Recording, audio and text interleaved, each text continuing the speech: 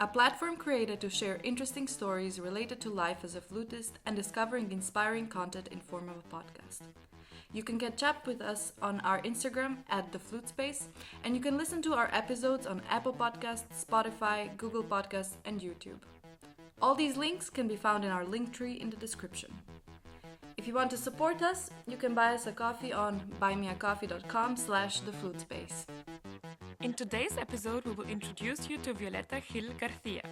Violeta was recently appointed assistant solo flute in Orcam Orchestra in Madrid. Before, she was studying in Rotterdam and Freiburg. She got awarded with a special prize in Nielsen competition for her own composition Camino, and today she will tell us how she prepared for auditions and competitions, what tools and mindsets she is using for her performances, and she will be sharing some helpful practice advice. So now we've come to the time in the year where so many people are doing auditions for conservatories and academies all around the world.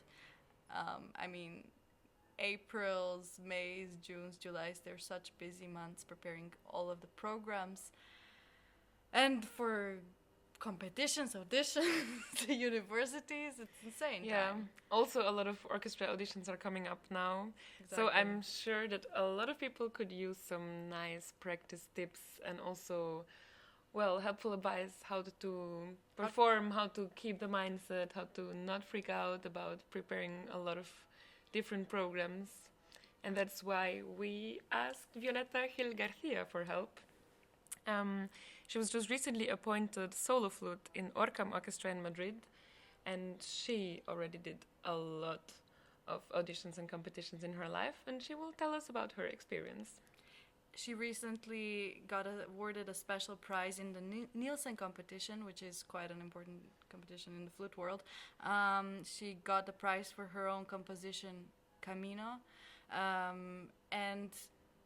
She will share with us her experiences, her mindset, her preparations for pieces, different excerpts and all of that. And basically how to work well and function under a lot of pressure in a healthy way. And exactly. Yeah. I think that's very, very interesting to listen to her talk about all of that.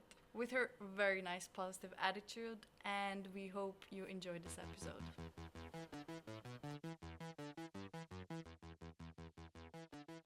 Well, thank you so much, Violeta. We're so happy to have you here and that you took time for us to answer some interesting questions, hopefully. And first we wanted to ask, so you recently won a position and you live now in Madrid. And how is it for you to live in Madrid compared to where you lived before in Rotterdam and Freiburg? Well, it's quite different because, of course, one is a student's life, no? And now it's working life, but I'm very busy. I don't know how I manage. But yeah, Freiburg is really a small city. So I of course, there is a lot of life, many concerts, many things. But I was most focused in practicing and just doing my stuff. Also with some gigs or whatever, I just was traveling all the time, auditioning all the time. That was the life, audition and working in some orchestras or whatever. So I couldn't really live the city life. And in Rotterdam it was more student life, so it was socializing, practicing, but in a relaxed way, it's the bachelor, you have to do that, no? And now finally my priority is to meet the people of the orchestra, of course, to get to know the city. Still, I didn't go to any museum, but I have to. And the sun, to take a drink outside is really like live, and then of course playing and practicing. I think that's the main difference, how I take so seriously the practicing or the things I have to do. How is it to work in Spain after studying abroad for so long?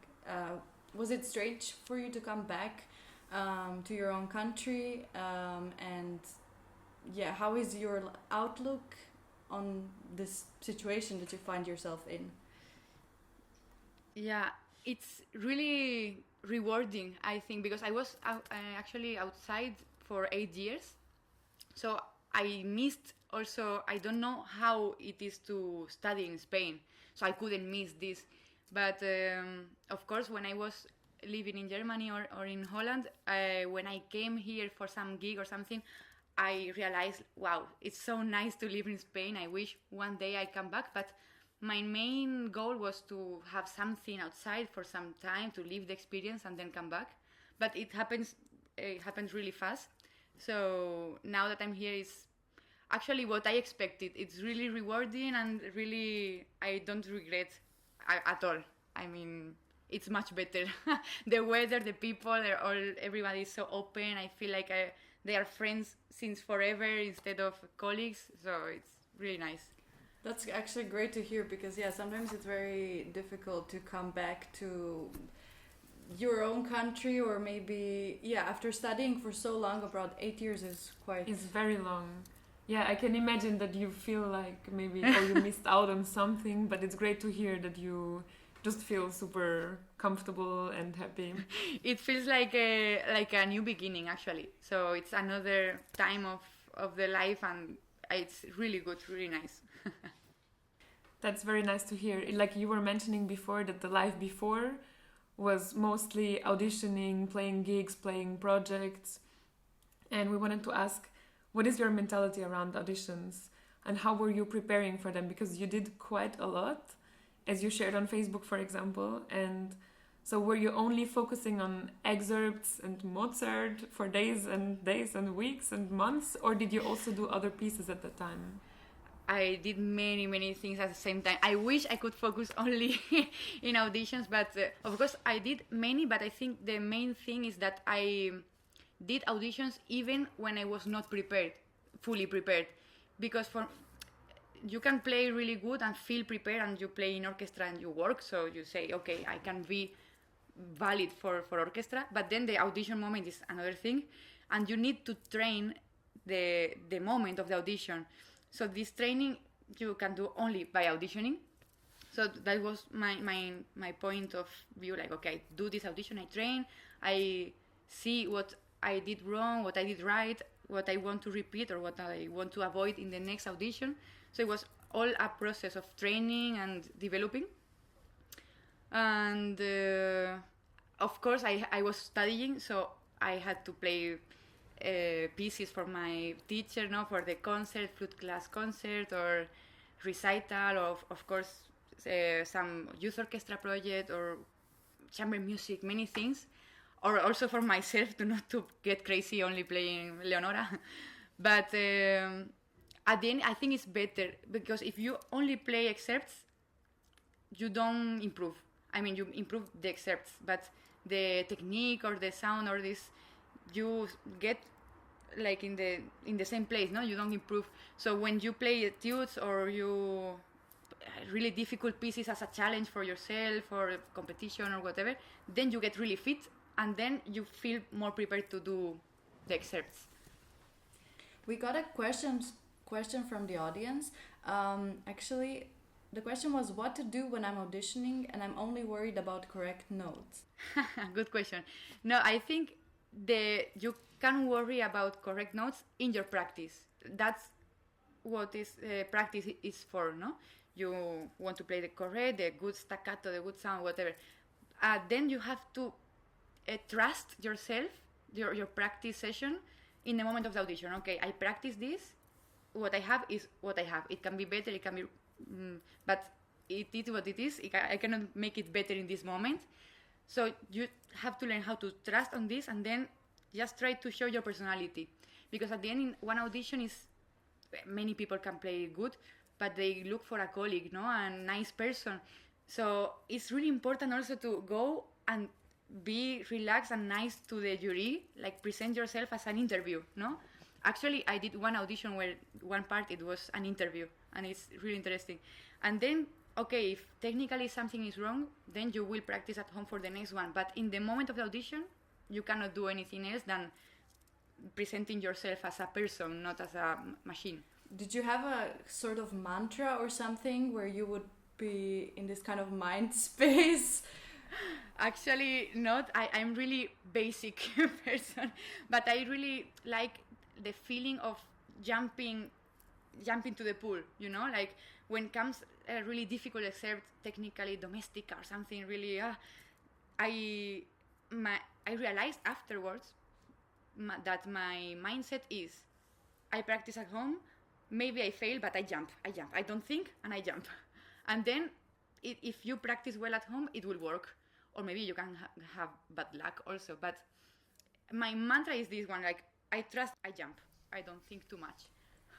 That's super nice. I mean, and also probably these things that we were talking about before when people are worrying about notes in the audition is very closely related to nervousness and stage fright. Do you have that still, or how do you deal with it, or what can you tell people who have that? Yeah, actually, I am very lucky because since I was really, really young, I enjoy performing for people because I see it as an opportunity to finally show what I was working at home, no? Like you paint something and you are proud of it and you show it to the people. It's the same with flute since I was really, really young. So stage fright, I mean, sometimes if something is really complicated, I have okay, maybe it doesn't work, but I'm not going to die if it doesn't work. So I'm really cool mind, like, okay, I just want to make music. I don't worry too much about what can be wrong or what people will think. But I think I'm lucky because I have this personality. I know that many people have to train this, otherwise it's impossible. But kind of connected to that, how did you deal with not passing auditions? Could you talk to us through your process of coming back from it and just continuing and preparing for the next audition? This is also it's never the same feeling after one audition. Of course, it also helps the personality that you have, because if you have a personality that you think you will win, of course, if you don't pass the round, it kills you. But when I started doing auditions in my 4th year of bachelor. I did the first one, but then in the master. And when I did the audition, I knew that I couldn't win. So it was like, okay, yeah, I just try, no? Then when they said no, I thought it's normal because I'm starting. But of course, if I start going to finals, then I think, oh, I can get it. Maybe I'm good for this. Then the next audition, I don't pass the first round. That one hurts, of course. But if you ask feedback in every audition, you realize how different the points of view are. Because in one same audition, I remember I asked feedback to the two soloists, and they said completely opposite things. So, okay, they tell me this, they tell me the opposite. It's like they said nothing. So I have to trust my criteria also, like, okay, this is not worth it, I don't listen, but this I do. And then, of course, some auditions, if you know you played well, but you don't pass, but okay, they think they are looking for something different than me. But if it's because you got nervous or you didn't feel comfortable, you have to analyze yourself continuously. Like, why did it happen? I had actually a list, like a book, where I wrote my feelings before the audition, during the audition, and after the audition. Also in concerts or flute class concert or whatever. Because sometimes I thought, okay, here I got lost because I was thinking about the washing machine. Then, okay, I write for the next one. Try to be focused on the music and not think about washing machine or home stuff. Next audition or concert, I'm focused on the music, but maybe I forget about the pianist and I don't have connection. So I write it down. And the next one, I'm really focused on communication. This stuff I develop. So even if they say no in one audition, I analyze myself. Maybe I agree, I don't agree, but I have my reasons to improve for the next one. But I think it's important to know which feedback to listen to and which not. Yeah, it's quite hard to when you get very different feedbacks, or sometimes the feedback is just kind of empty words. Yeah, you have to know what to take and what is like important for you and what makes sense. And that's a really great tip with writing Exactly. down the feelings before, during, and after. That's Yeah, really helpful. and also to see that you're seeing it more as a process, as a like, oh, I have to train the audition situation and analyzing it, and then just, okay, next one will be better. So I think, yeah, you shared already a lot of like super helpful tips, but do you have like one more tip maybe for people who are currently like auditioning and like on their way to get a job? What was like helping you the most? Well, no, the thing is to believe the motivation, no? Because sometimes, of course, I thought when I don't pass, and I did already 25 auditions, I think, oh, maybe it's getting late, or maybe it's not anymore a process, and I really have to go for it to win, and it's not a game anymore, no? But you always have, at least I was lucky enough to have teacher and friends who told me, Violeta, you were in final of this orchestra. Of course you will get it, no? And then you believe, you remind the positive things, do you remember? And then you have the motivation to go on. And I think it's really important to be surrounded by people who trust on you and to know what you are capable of. Because when you, also it's really good to write down the successful moments. That's why I made the list. Because sometimes if you don't pass round, then you think, I never pass round. But if you check the list, you see, in this one I did, in this one I also did. So you see, okay, it's not so bad at the end, no? And I think it's just being, not get distracted by the no. Just go visualize your goal and go for it and analyze why it's not working, but keep going. Otherwise, many people is just retiring and maybe they were just about to win. Now, auditions and competitions are quite different. How did you prepare for Nielsen competition? And was it a big step in your career? That was crazy. The craziest 3 months of my life, because they sent us the invitation at the end of December, and the competition was the 30th of March. We had to be there, and we have to prepare 10 pieces, and 4 of them by heart, and I did more because I like to play by heart. But of course, new pieces, the compulsory piece, that was really difficult. And I also had my first job in Freiburg. So I had like the responsibility of, okay, first job in orchestra, I have to be prepared every day, make a good impression or whatever, but also practice like crazy for this competition. And also we had the semester pause in Freiburg. So we didn't have any lessons or rehearsal with pianists. So it was alone at home with 1,000 things to do. But I really like to be stressed, actually, because I can organize myself better. If I think it happens to many of us, like if you have a lot of time, then you procrastinate. And then you start practicing at 7 in the evening and that's it. But if you don't have time, you wake up early, you practice, you organize. I wrote a plan like, okay, today I want this goal. I think it's really important to set goals, but small goals. Not like I want to memorize 10 pieces. No. Today I want to memorize half page. Okay, that's my goal for today. Tomorrow this. And then I made a super huge plan.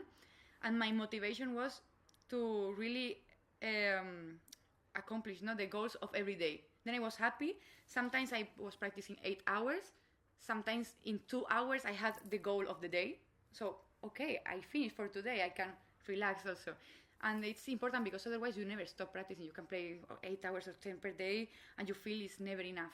If you set the goal, then once you reach the goal, you can rest. And it's also important for the mind, I think. It sounds very healthy, like a very healthy way of like working on towards something, because as you say, like if you know there's a deadline and you're just working endlessly for it, maybe you're harming yourself even through it.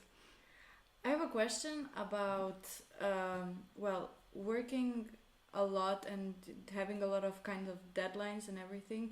Did you ever feel overwhelmed or kind of that you have a burnout, or were you kind of close to realizing you have a burnout, or maybe that hasn't happened?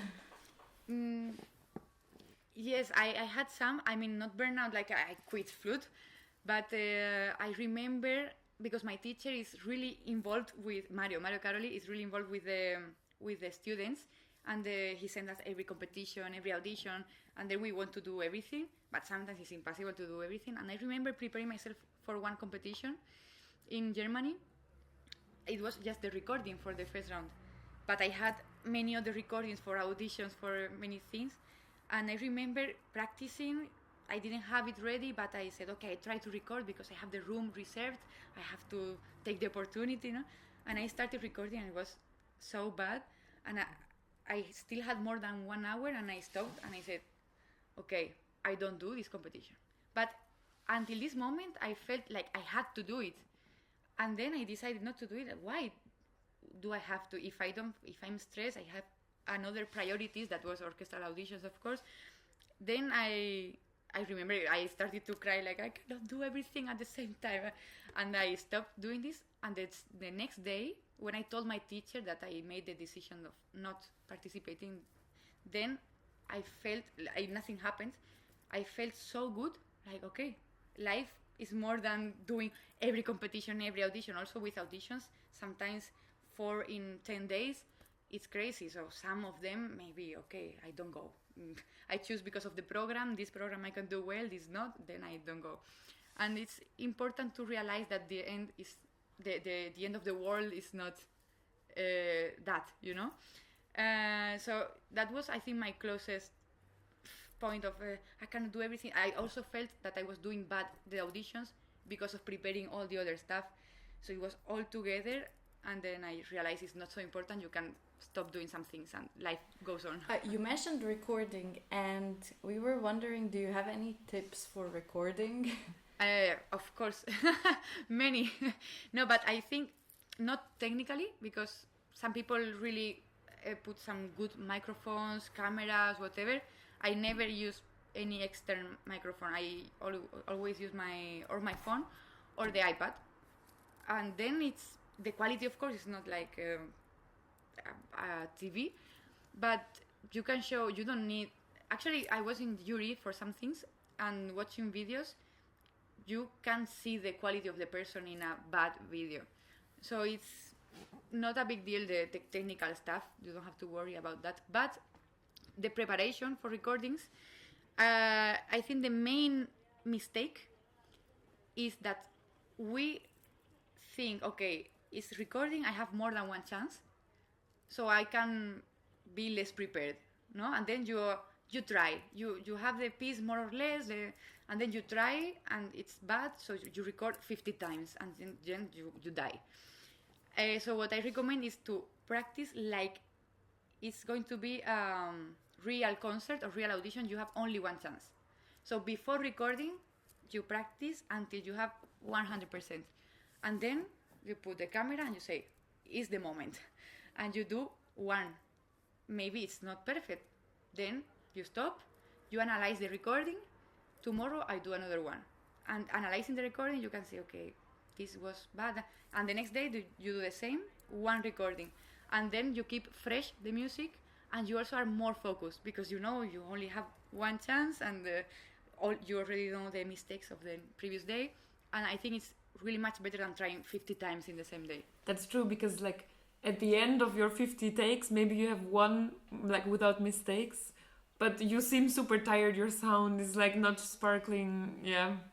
Well, before you were telling us that for Nielsen competition you had to learn a lot of pieces by heart, and actually that was also an audience question. What are your tips on learning things by heart? Well, I have several techniques.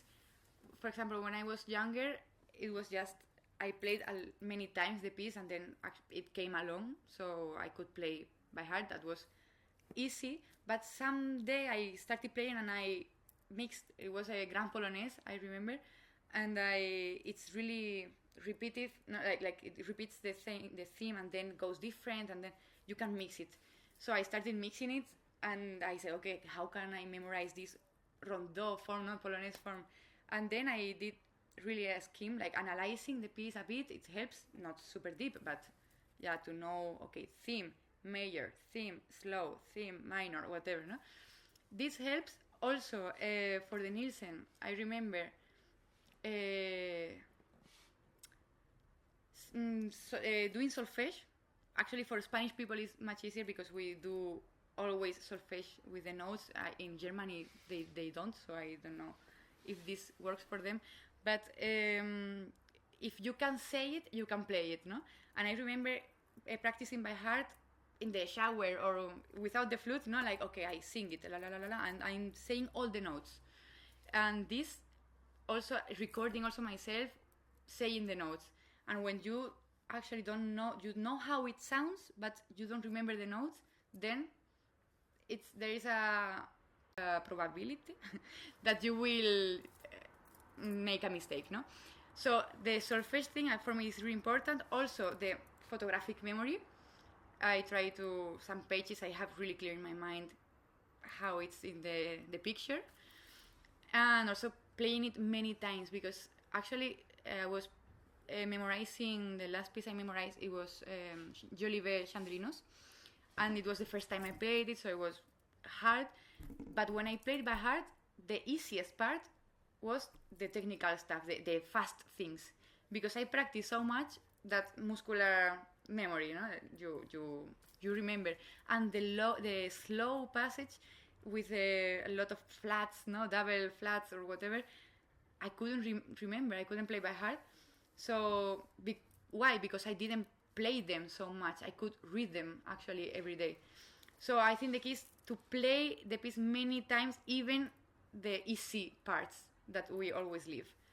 And I think that is a mix of this, playing many times, listening, of course, and then you sing at the same time, and the solfege. What was for you the most challenging piece you had to prepare? Was it Chandelinos? Ever? I mean, ever in your life? Maybe. I think lately it was Chandelinos, because I wanted to play by heart the first time I played this piece in my life, so it was a challenge. But then after I played it, I thought, okay, now I can play it in every concert. No, I have it already, so it's good. But I remember for the Nielsen competition, there was this compulsory piece, pièce de concours from Rasmussen. It was written for the competition. And it was not crazy because it didn't have any, just one multiphonic or slap, not many techniques. But it was really fast. I think it was half note, 250. Something like this. And it was all the time with accents changing, with grace notes, something like this. It was crazy. When I saw the first time, I said, okay, ciao competition, I cannot play this. So I started playing really slow. I remember setting the metronome in the 8th note to play note by note, really slow. And day by day, in my goals, I was writing, okay, now I will play quarter note 50. And then I was every day a bit more. And at the end, it worked, but I remember always the moment of starting. It was starting with staccato, super fast, a high register, crazy. And it was always praying, like, okay, will it work or not? And in the moment of the competition, it was with screen, so they couldn't see us. And I remember the feeling of jumping into the pool. Like, okay, I have it, I practice at home. I really think it's impossible to play this piece, but I have to trust my practice. Then I jumped and it worked, apparently. Well, talking about very fast, very tricky passages, someone from the audience asked, how did you manage to bring classical symphony by Prokofiev to such a fast tempo? I think a lot of people want to know that. Yes. So actually, we played yesterday in concert, and of course it's really different in orchestra than for audition. But some years ago I did like a, not challenge, but a practice session on this excerpt in the highlights stories or whatever, no? And I was starting really slow, because going to the D is always like which finger is, no, and it's tricky. So it's really slow to get muscular memory. And then day by day I didn't have any hurry, so I had all the time in the world. So 2 points of metronome per day. And it was getting easier, and at the end I could play quite good, fast. Of course, then I stopped, and when it came the orchestra, I had to start practicing again. And of course it was another mindset, because it was real life. I'm in my trial period, so everything was it had to be perfect. And then I mean, playing slow and then playing faster is one way of practicing it, but I also really like to practice fast. But for example, if you have 8 notes, you practice 3 notes. Tagata. No, like you do tagata and you stop. Then and you add 1 note and you repeat 5 times or 10 or whatever, really fast, but not the whole passage. And then you add 1 note per note, and then at the end you have the whole thing. This works really good. Also working from the last part to the beginning, no? Tirore, then tarirore, tarirore, like this. And also, once you do this, of course, sometimes it's not magic. You still have some mistake. So you try to identify which one is the problem, no? Sometimes for me it was la, re, fa, la. It was something wrong there, the air, the fingers or something. So I really like to stop in one of these notes. So I do tari-ta-ta-tan, tarerararirore, or tari-ta-ta-tan, tarerararirore, like this with every note. And actually for me it worked stopping in the la, in the A. And in the concert I was doing tari-ta-ta-ta, tarerararirore, a bit of long note there, at least in my mind. Then it's so fast, you don't stop. But in your mind, it's really important to keep this, okay, the la is the problem, la, si, do, re, and then you think. And of course, I don't even know if I played all the notes in the concert because it's so loud, and I tried, but the effect is there. If you hit the D, it's celebration, and it's not the same as in auditions, but it's good to practice as it was an audition. So then you are fit. Yeah, in fast passages to set like some stable notes where, you know, that their you really goals. catch. Yeah, that's very helpful. Well, you mentioned that you did a story highlight about Prokofiev Classical Symphony.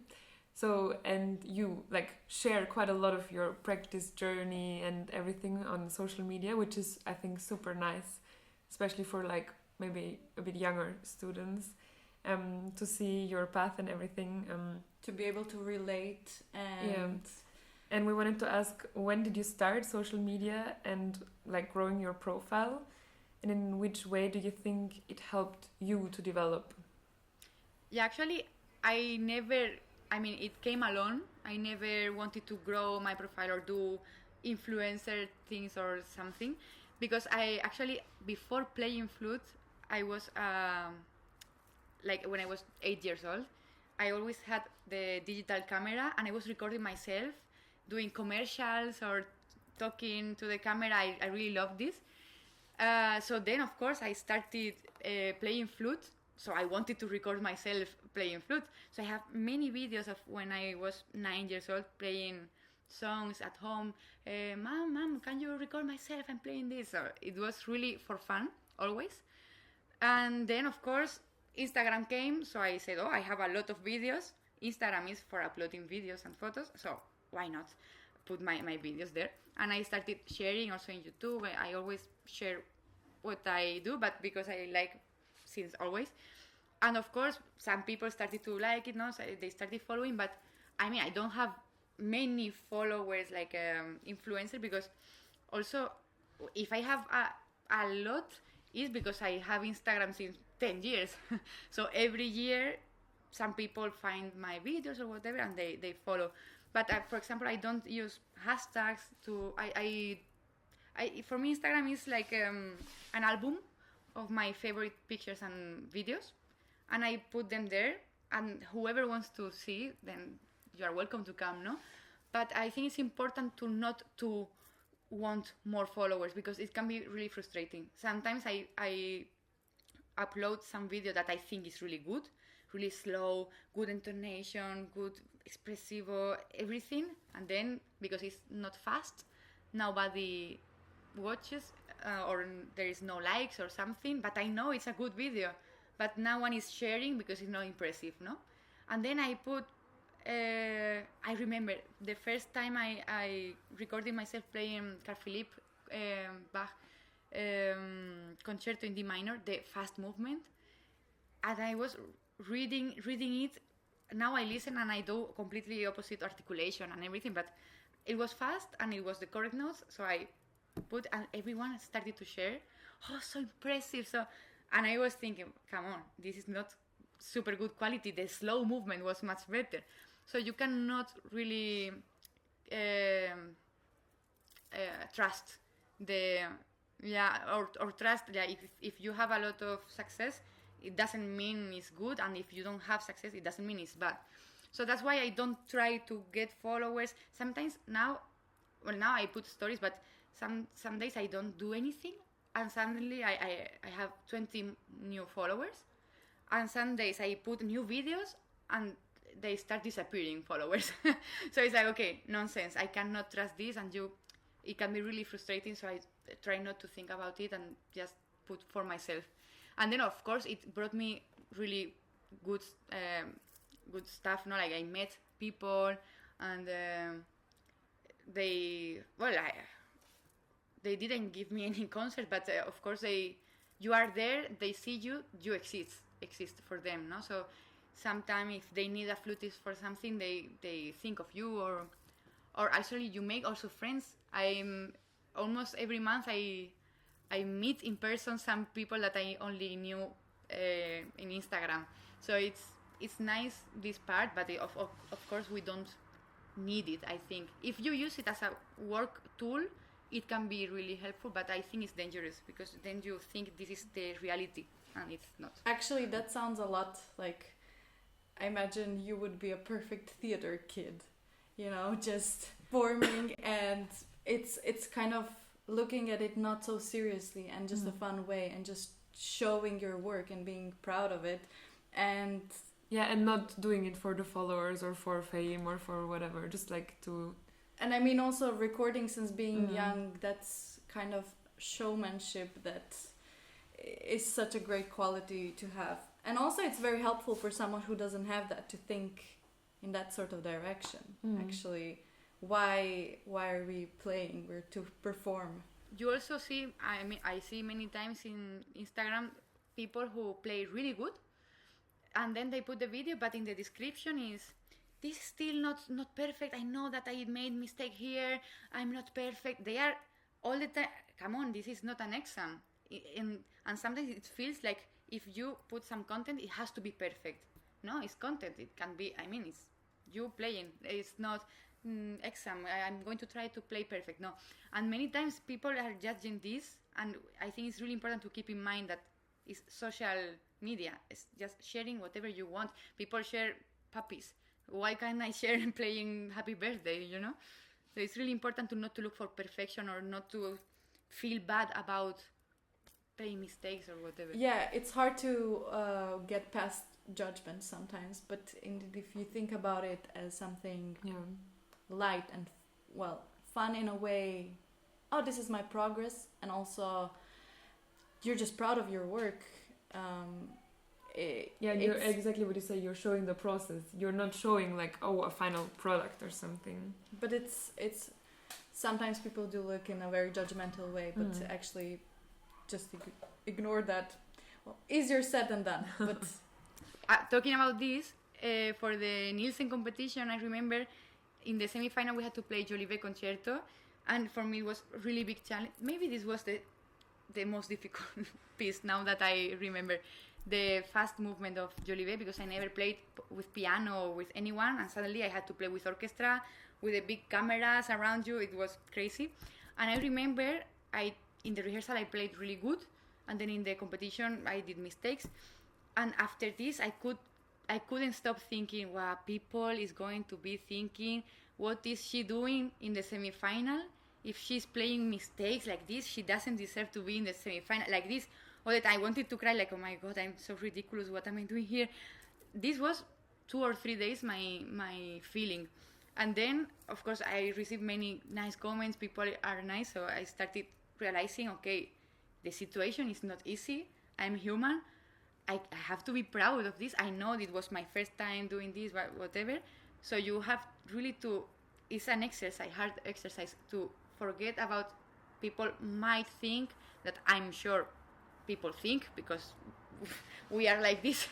But of course you have to trust how you feel, and you have to be proud of your things. I think that's really happens a lot. Yeah, and I think it's also important to realize and to get away from that thinking that, oh, like I did, I don't know, like half an hour of an amazing concert, but there were like 5 wrong notes. Okay, it's just 5 wrong notes in like half an hour of something amazing. So, yeah. Now, completely something else. What advice would you give to someone looking for where to study and with who? For example, for the masters, I remember I met a few teachers, and I was looking for someone to respect my personality. No, and I didn't want to start from zero again, of course. It's really important to meet the teacher before, or not only because of the level of teaching and playing, but the personality. At the end, a teacher is also like a coach or colleague or a friend. So this is really important. But of course, when you are really young to start a bachelor, maybe you cannot afford to travel and meet all the teachers, or you still don't know your personality playing, and you don't know what respects you or whatever. So for me, it was really important to listen to my teacher in Spain. She told me, you should try in Rotterdam, because Juliet and Julie, they are really good. I had no idea. So I said, okay, I trust you, and I tried there. And I was lucky because I didn't know them before auditioning. And then I was lucky. Maybe you are not lucky, but you have to realize if something is not working, you feel it, and you can change place or teacher. So for this, if you have a good teacher, trust them. And then for the master, when you really know yourself, meet the teacher before. What are you grateful for in your flute education? Things that a teacher taught you. Was there something that really stands out? I think it's a common thing between all my teachers, that everyone was always telling me my strong points. Always. To not forget the things you are good at. Because you technique, a high register, whatever, no, but you start thinking only about the things you can do better, and you forget about the things you already do good. And I think this always motivated me a lot with all the teachers, like, oh, the expressivity, you never lose this, please, it's your strong point, think about it when you play. Of course, in practicing, you think about technique or your things you have to work on, but in the moment of the truth, think about your strong points to show them. And I think this is the thing that helped me the most, yeah. That's very nice to have so supportive teachers. And we also wanted to ask, what were the differences you could see between studying in Rotterdam and studying in Freiburg? I mean, of course, it was different for you because it was first bachelor and then a master, but how was it different? I think that was the main difference. No, bachelor is your career, your studying, and master is more like you focus on the professional side. No, like, okay, I already studied, now I have to focus on a job or what I want to do in professional life. Is not just enjoying and practicing anymore, it's getting serious, no? And also the difference between cities or countries, actually. And really nice thing about Germany is that it's full of orchestras. So the audition possibility, you can audition in so many orchestras. You have the training all the time. In Holland, there are not so many auditions, I think, and at least when I was in bachelor, half of the audition I couldn't do because you need the diploma. So the life of professional orchestras and audition was not so full, and this helped me a lot in Germany. But also in Holland, I found that the people were more open. Always the atmosphere was, I think, nicer. But maybe also because of the language, because you can speak English there, and in Germany you have to speak German, so it's a big difference. I understand. What are the differences in playing in a youth orchestra and a professional orchestra?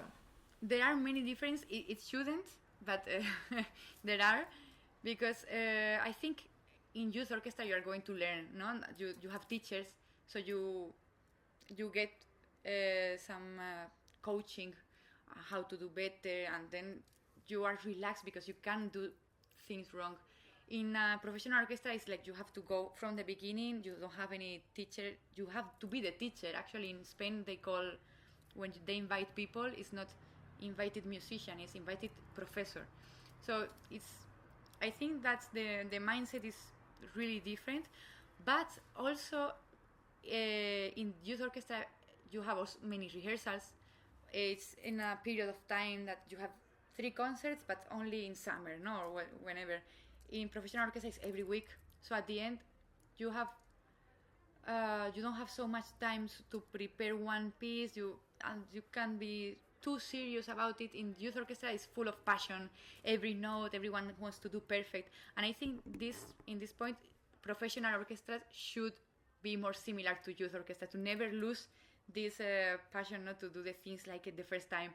But actually, there are orchestras where this still happens. So it's good. Do you have a favorite symphony or a favorite like symphonic piece? And do you have like a favorite memory of playing that piece maybe?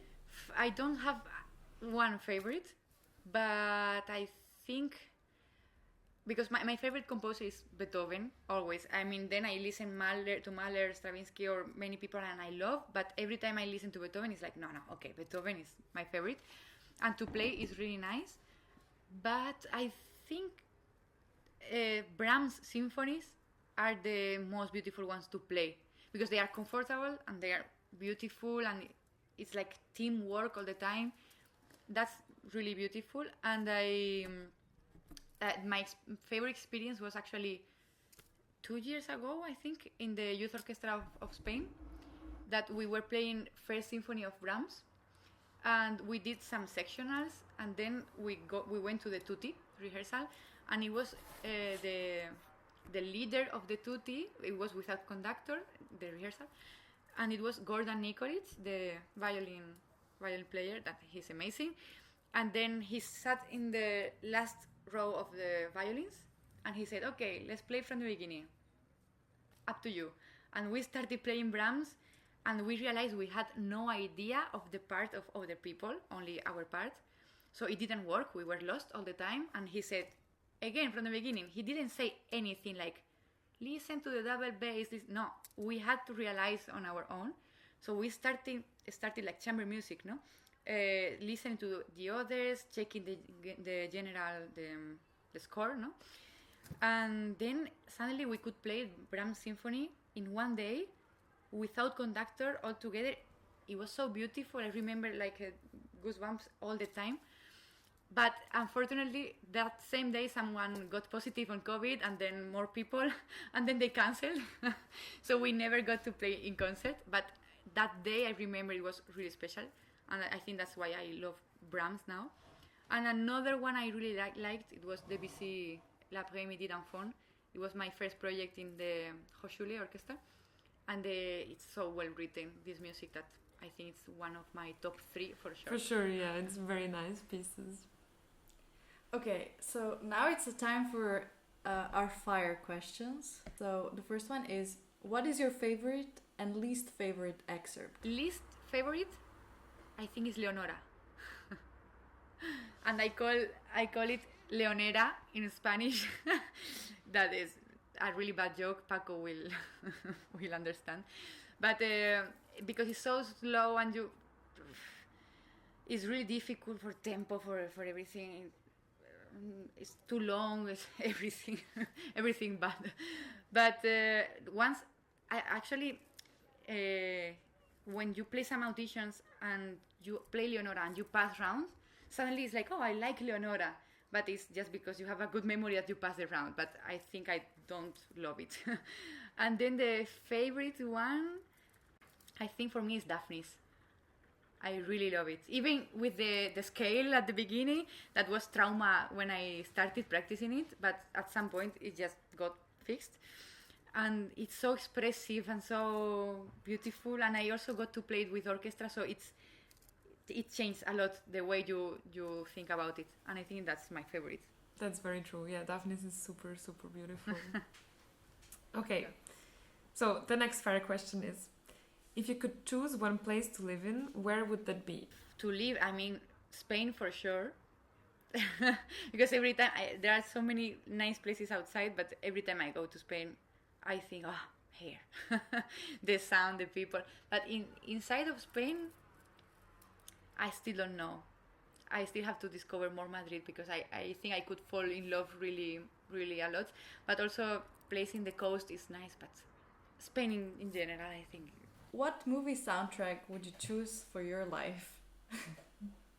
It can also just be any song. Yeah, or a musical, or kind of a playlist of something. Yeah, I think Mamma Mia. Mamma Mia. Okay, very nice. Okay, thank you so much, Violeta, for talking to us. I think you gave us a lot of information and insights into auditioning, orchestra competitions. Well, very like daily struggles of a lot of flutists, and I think it's super interesting to listen to what you said.